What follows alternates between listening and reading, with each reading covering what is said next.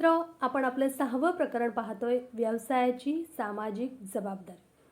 बघा, सामाजिक जबाबदारी म्हणजे काय आणि सामाजिक जबाबदारीची जी काही गरज आहे ती आपण मागील भागांमध्ये पाहिलेली आहे. आता व्यवसाय संघटना जी आहे ती व्यवसाय संघटनेशी संलग्न असणारे हे जे काही घटक आहेत किंवा हे जे काही गट आहेत, या विविध गटांप्रती व्यवसाय संघटनांची किंवा या विविध समूहांप्रती व्यवसाय संघटनांची काय जबाबदारी आहे आपण या व्हिडिओमध्ये पाहणार आहोत.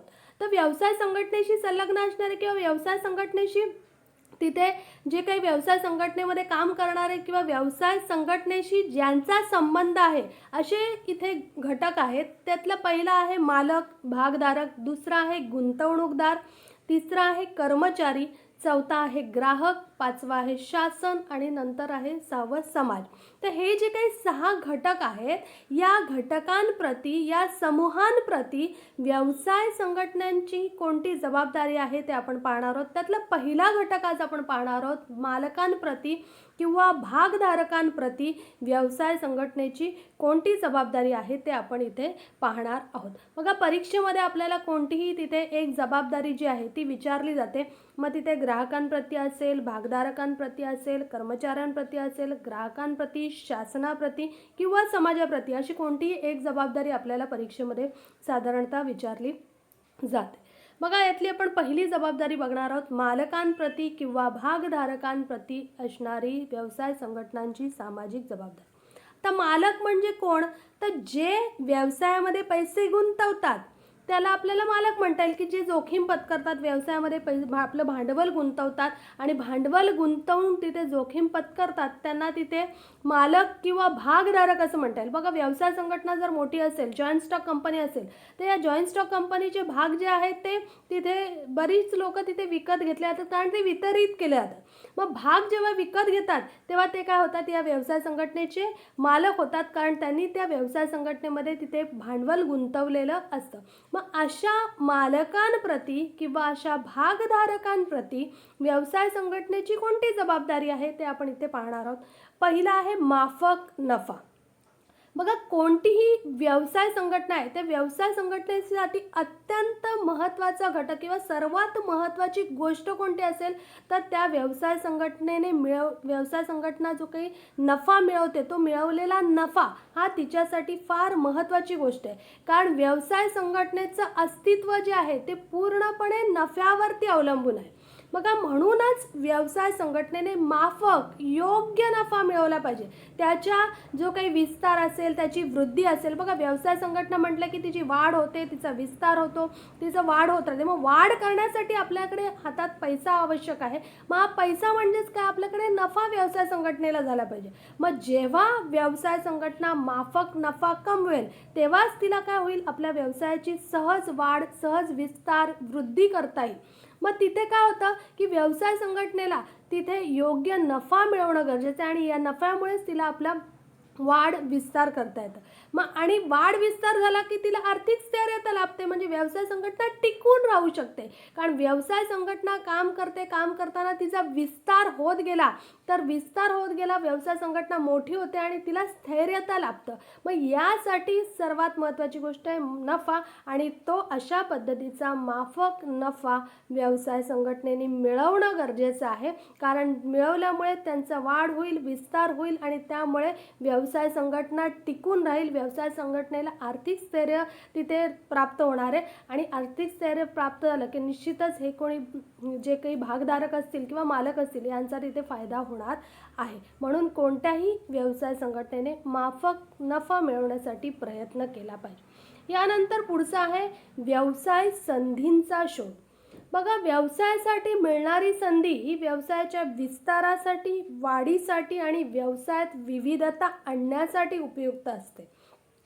बघा, कोणत्याही व्यवसायाने त्याच्यासाठी कोणकोणत्या संधी आहेत या संधी तिथे शोध घेतला पाहिजे. कारण व्यवसायाचा वाढ करायचा आहे, मग आपल्याला कोणत्या पद्धतीचं उत्पादन केलं पाहिजे, आपण उत्पादनामध्ये कशा पद्धतीचा विकास केला पाहिजे, हे जर तुम्ही तिथे संधी शोधलीत आणि संधी शोधलीत तर तुम्हाला आपोआपच विस्तार करता येणार आहे. आणि संधी जर शोधली नाही, आपल्याला कोणत्या संधी उपलब्ध आहेत, आपण कशा पद्धतीने वाढ करू शकतो, कशा पद्धतीने तिथे विस्तार करू शकतो, हे जरच तुमच्या लक्षात आलं नाही, म्हणजे संधीचा तुम्ही शोधच घेतला घेतला नाही तर तुम्हाला तुमच्या व्यवसायाचा वाढ विस्तार करता येणार नाही. तुम्हाला व्यवसायामध्ये विविधता, उत्पादनामध्ये विविधता आणता येणार नाही. मग यासाठी तुम्ही तिथे काय केलं पाहिजे, तर तुमच्या व्यवसाय संघटनेला असणाऱ्या ज्या काही संधी आहेत त्या संधींचा शोध घेतला पाहिजे आणि शोध घेतल्यानंतरच तुम्हाला काय करता येतं, आपल्या व्यवसाय संघटनेमध्ये किंवा आपल्या व्यवसाय संघटनेच्या उत्पादनामध्ये बदल करता येते. त्याच्यामध्ये विविधता, वेगवेगळ्या प्रकारची तुम्हाला उत्पादन देता येतात. यासाठी तुम्ही संधी शोधल्या पाहिजेत आणि वेगवेगळ्या प्रकारचे उत्पादन करण्यासाठी निश्चितच तुम्ही तुमच्या व्यवसायाचा विस्तार करता, त्याचा वाढ करत असता. अशा संधींच्या शोधासाठी व्यावसायिकाने दक्ष असलं पाहिजे. त्यांचं व्यावसायिकांचं कायम लक्ष पाहिजे की आपल्याला कोणती संधी उपलब्ध आहे, आपण काय करू शकतो. यासाठी आपण सतत प्रयत्नशील असलं पाहिजे. व्यवसायाच्या यशासाठी हे अत्यंत निर्णायक असतं. व्यवसायामध्ये तुम्हाला यश मिळवायचं असेल तर तुम्हाला संधी शोधणं फार महत्त्वाचं आहे. कारण संधी शोधली, तुम्हाला तुमचं उत्पादनामध्ये बदल करता येतो, उत्पादन वाढवता येतं, उत्पादनामध्ये विविधता आणता येते, वेगवेगळ्या प्रकारचे उत्पादन करता येतात. त्यासाठी तुम्ही संधी शोधली पाहिजे आणि संधी शोधणं फार महत्त्वाचं असतं, निर्णायक असतं आणि म्हणूनच अशा संधींचा त्याने शोध घेतला पाहिजे. म्हणूनच कोणत्याही व्यवसायाने अशा संधींचा शोध घेतला पाहिजे जेणेकरून या संधी शोधल्यामुळे व्यवसायामध्ये आपल्याला वाढ विस्तार करता येईल आणि त्याचा वाढ करून आपल्याला आपल्या उत्पादनांमध्ये विविधता आणता येईल. विविधता आणली, उत्पादन तुमचं बाजारपेठेमध्ये चालणार आहे, तुमची व्यवसाय संघटना टिकून राहणार आहे आणि म्हणूनच तुम्हाला काय केलं पाहिजे, अशा संधींचा शोध घेणं गरजेचं आहे. यानंतर पुढचं आहे भांडवलाचा पर्याप्त वापर. बघा, उपलब्ध असलेले भांडवल काळजीपूर्वक व कार्यक्षमपणे वापरले पाहिजे. बघा, व्यावसायिकांना जे काही भांडवल तिथे उपलब्ध होतं आहे, जे काही भागधारक त्याच्यामध्ये पैसे गुंतवत आहेत, मग तुमच्याकडे हे जे काही भांडवल आहे त्या भांडवलाचा तुम्ही काळजीपूर्वक आणि कार्यक्षम योग्य तितकाच वापर केला पाहिजे. नाहीतर भागधारकांनी पैसे गुंतवले आहेत म्हणून आपण त्याचा कसाही वापर करणे, तिथे गैरवापर करणे टाळलं पाहिजे. तर तुम्हाला त्याचा काळजीपूर्वक की आपल्याला लोकांनी पैसे पुरवलेले आहेत, आपल्या व्यवसाय संघटनेमध्ये लोकांनी पैसे गुंतवलेले आहेत किंवा मालकाने पैसे गुंतवलेले आहेत, तर त्या गुंतवलेल्या पैशाचा काळजीपूर्वक आणि कार्यक्षमपणे योग्यच वापर झाला पाहिजे. व्यवसायातील धोक्यांचा सुद्धा विचार केला पाहिजे. बाबा, व्यवसायामध्ये आपण पैसे इथे खर्च करतोय, आपल्याला कोणते धोके आहेत, कशा पद्धतीचे धोके आहेत, हा तिथे विचारसुद्धा तिथे व्यवसायाने करणं गरजेचं आहे आणि केला पाहिजे. आणि व्यवस्थापनाने भांडवलाच्या सुरक्षिततेकडे सुद्धा लक्ष पुरविले पाहिजे. म्हणजे जे काही व्यवस्थापन आहे त्या व्यवस्थापनाने आपलं भांडवल सुरक्षित कसं राहील, आपण इथे पैसा खर्च करतोय तिथे आपल्याला जास्त नुकसान होणार नाही, कोणता धोका आहे तो धोका आपल्याला कशा पद्धतीने कमी होईल, आपल्याकडे जी उपलब्ध पैसा आहे तो काळजीपूर्वक आपल्याला कशा पद्धतीने वापरता येईल, हा तिथे विचार व्यवस्थापनाने करणं गरजेचं आहे. जे काही भांडवल आहे ते काळजीपूर्वक कार्यक्षमपणे वापरलं पाहिजे आणि ते भांडवल सुरक्षित कसं राहील हा सुद्धा विचार तिथे व्यवस्थापनाने करणं गरजेचं आहे. कारण लोकांनी आपल्या याच्यामध्ये पैसे गुंतवलेले आहेत तर त्याची सुरक्षितता असणं फार गरजेचं आहे. यानंतर पुढील मुद्दा आहे कमीत कमी अपव्यय. व्यावसायिक संस्था उपलब्ध संसाधनांचा कमीत कमी अपव्यय करून जास्तीत जास्त नफा मिळवू शकतात. बघा, हे महत्त्वाचं आहे की व्यवसाय संघटनांकडे तिथे जी काही संसाधनं आहेत बऱ्याच प्रमाणात उपलब्ध आहेत. मग या संसाधनांचा कमीत कमी योग्य वापर केला पाहिजे, अपव्यय टाळला पाहिजे आणि कमीत कमी वापर करून आपल्याला जास्त नफा कसा मिळवता येईल हा तिथे विचार व्यवस्थापनाने केला पाहिजे. आणि ते करू शकतात की आपल्याला जो काही उपलब्ध असणारी साधनसामुग्री आहे, संसाधनं आहेत ती कमी वापरली पाहिजेत आणि आपल्याला त्यांचा कमी वापर करून जास्त तिथे जो काही नफा आहे तो मिळवता येतो. म्हणूनच संस्थांनी वेळ, पैसा व मनुष्यबळ यांचा अपव्यय टाळावा.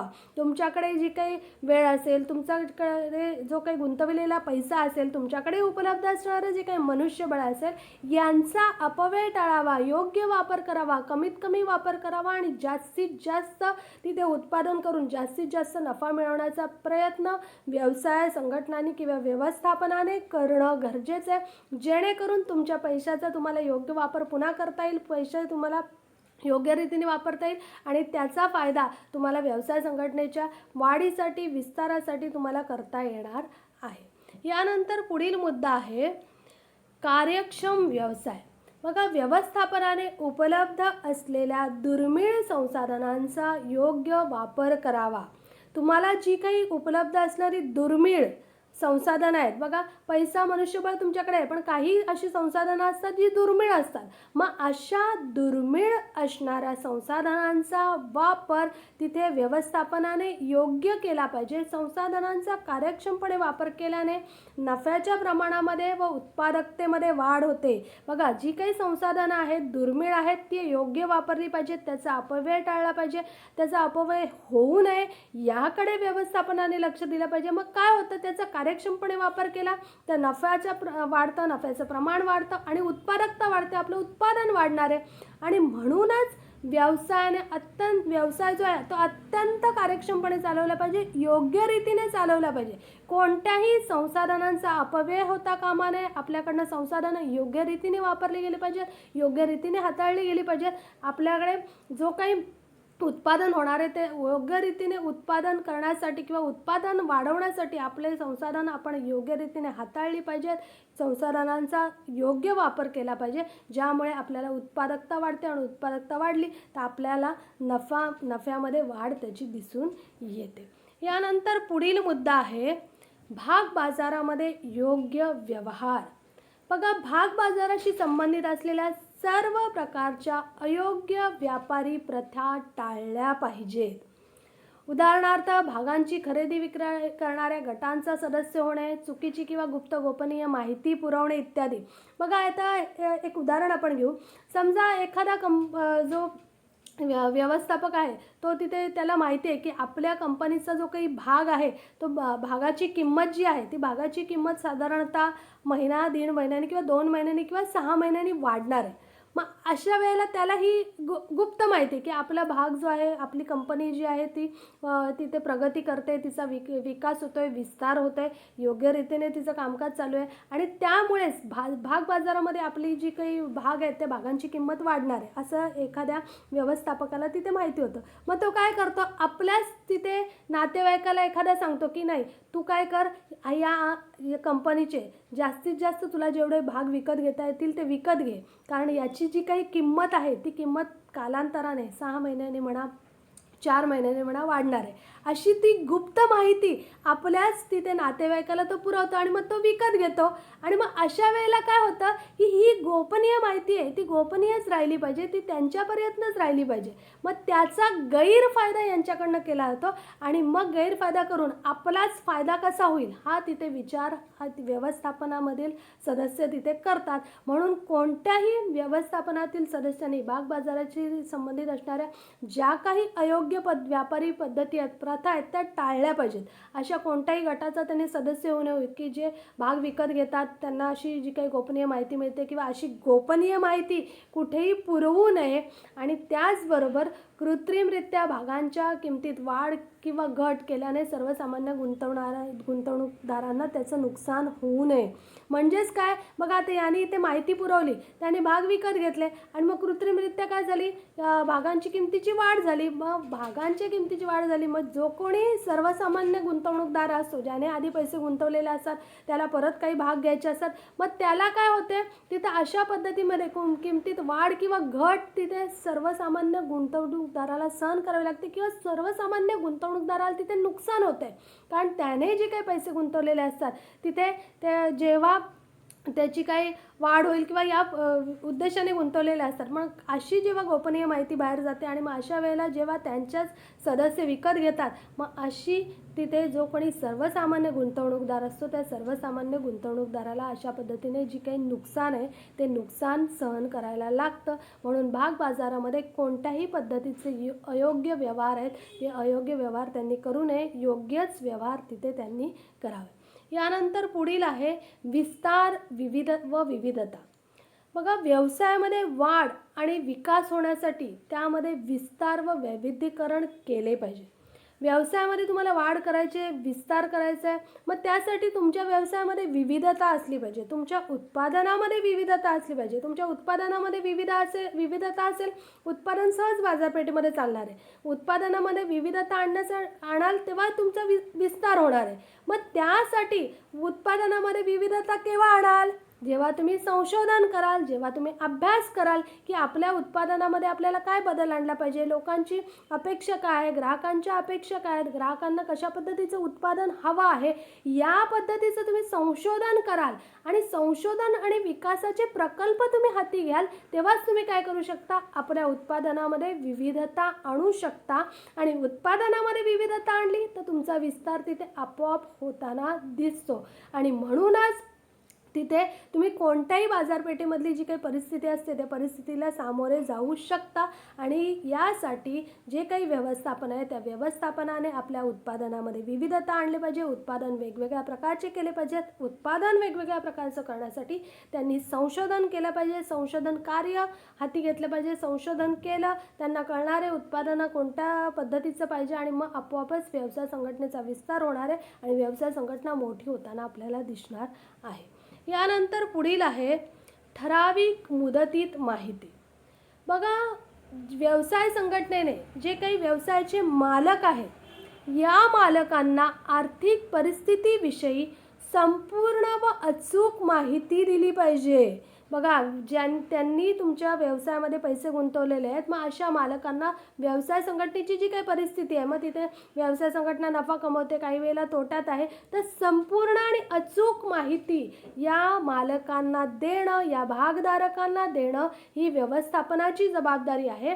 व्यवसायाने अशी माहिती कशा पद्धतीने द्यायची, मग त्यांना अहवाल सादर करायचे, परिपत्रकं सादर करायची, मग तुमचे जे काही तिमाही असेल, 6 महिने, 3 महिन्यांनी, 6 महिन्यांनी, वार्षिक तुम्ही जी काही तुमचे नफा तोटापत्रक असेल, ताळेबंद असेल, अशा स्वरूपात त्यांना माहिती पुरवली पाहिजे, जेणेकरून त्यांना कळेल की आपण जिथे पैसे गुंतवलेले आहेत ते आपले पैसे व्यवस्थित आहेत, सुरक्षित आहेत, त्याचा योग्य वापर केला जातोय याची माहिती त्यांना याच्यावरून कळणार आहे. म्हणून कोणत्याही व्यवसायाने जे काही व्यवसायाचे मालक आहेत त्या मालकांना आर्थिक परिस्थितीविषयी संपूर्ण अचूक माहिती द्यायची आणि ती देताना त्यांनी विविध अहवालपत्रके, परिपत्रके या माध्यमातून त्यांनी काय केले पाहिजे, ही माहिती त्यांना पुरविली पाहिजे.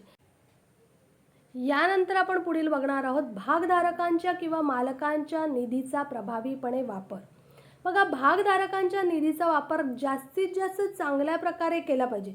जे कोणी भागधारक आहेत त्या भागधारकांनी आपल्या व्यवसायामध्ये पैसे गुंतविलेले आहेत त्यांच्या पैशाचा, त्यांच्या निधीचा हा योग्य वापर झाला पाहिजे, जास्तीत जास्त चांगला वापर झाला पाहिजे आणि त्याचबरोबर त्यांना त्यातून जे काही रिटर्न द्यायचे, आपल्याला परत द्यायचे, अल्प व दीर्घ कालावधीचा जो काही परतावा आहे, मग लाभांश स्वरूपात असेल तर जो काही त्यांना परतावा द्यायचा तो वेळेत दिला गेला पाहिजे. समजा 3 महिन्यांनी देत असेल, 6 महिन्यांनी देत असतील तर 3 महिने पूर्ण झाल्यावर तो परतावा दिला पाहिजे. काही वेळेला वार्षिक परतावा दिला होतो तर तो दिला पाहिजे, म्हणजे योग्य वेळेत. त्याचा कालावधी उलटून गेल्यावर ठीक आहे, 3 महिने झालेत त्याचा परतावा दिला, मोकळं केला, नंतर 3 चे 6 महिने झाले तरी परतावा नाही, तर असं करता कामा नये. तर त्यांना जो काही परतावा द्यायचा आहे तो योग्य वेळेत दिला पाहिजे आणि त्याचबरोबर त्यांच्या निधीचा वापर हा जास्तीत जास्त चांगल्या प्रकारे आणि योग्य प्रकारे करणं तिथं गरजेचं आहे. यानंतर पुढील आहे नावलौकिक निर्माण करणे. बघा, व्यवस्थापनाने व्यवसायाची सार्वजनिक प्रतिमा चांगली विकसित केली पाहिजे. कोणत्याही व्यवस्थापनाची ही महत्त्वाची तिथे जबाबदारी आहे की त्यांनी त्यांच्या व्यवसायाची प्रतिमा चांगली प्रतिमा बाजारपेठेमध्ये विकसित केली पाहिजे, राखली पाहिजे. त्यासाठी त्यांनी चांगलं काम केलं पाहिजे आणि चांगला नावलौकिक असलेली कंपनी बाजारपेठेत प्रचंड प्रमाणावर आदर व विश्वास निर्माण करते. जर तुमचं बाजारपेठेमध्ये चांगलं नाव असेल तर त्या व्यवसाय संघटनेला बाजारपेठेमध्ये प्रचंड प्रमाणावर आदर आणि विश्वास मिळतो की या व्यवसाय संघटनेचं उत्पादन हे चांगलंच आहे. म्हणजे एखाद्या व्यवसाय संघटनेसाठी नावलौकिक ही फार मोठी गोष्ट आहे आणि नावलौकिक असेल तुम्हाला आपोआप विकास तिथे मिळतो, आपोआप विकास साध्य करता येतो, आपोआप तुमची प्रगती होते. मग त्यासाठी तुम्ही तुमची चांगली प्रतिमा निर्माण करणं. चांगली प्रतिमा कशी निर्माण करू शकता, वेगवेगळ्या चांगल्या कार्यातून निर्माण करू शकता किंवा एखादं चांगलं उत्पादन तुम्ही देऊ शकता, तुम्ही तुमच्या कर्मचाऱ्यांना चांगली सेवा देऊ शकता. मग यातूनच तुम्ही तुमच्या व्यवसाय संघटनेची चांगली प्रतिमा निर्माण करू शकता आणि ही जेव्हा चांगली प्रतिमा निर्माण करता तेव्हा तुमचं बाजारपेठेमध्ये नावलौकिक होतं आणि नावलौकिक असेल तर तुम्हाला प्रचंड तिथे आदर आणि विश्वास तिथे मिळतो किंवा तुम्हाला बाजारपेठेमध्ये प्रचंड आदर प्राप्त होतो. इथे आपली जी काही भागधारकांप्रती किंवा मालकांप्रती असणारी जबाबदारी संपलेली आहे. तुर्तास आपण इथे थांबणार आहोत. तोपर्यंत धन्यवाद. तुम्ही अभ्यास करत राहा आणि आपल्या यशाचा मार्ग मोकळा करा.